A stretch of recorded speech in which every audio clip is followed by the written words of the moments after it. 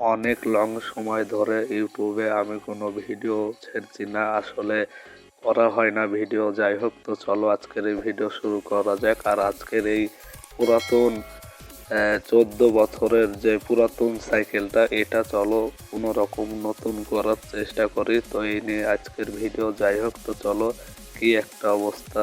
তো যাই হোক, চলো ভিডিও শুরু করা যাক। এই তো দেখো, পিছনের চাকা দিয়ে শুরু করলাম, আর এই চাকাতেই খুবই পরিশ্রম গেছে।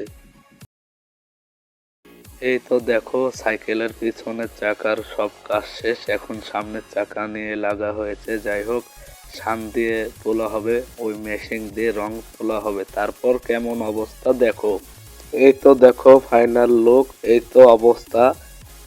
সান মেশিন দিয়ে ঘষে তোলা হয়েছে, আর এই তো নতুন স্পক লাগাইছি। আর এছাড়াও এই তো দেখতে পাচ্ছ ফ্রি হাফস এই নতুন লাগাতে হলো। এই ছিল ভিডিও।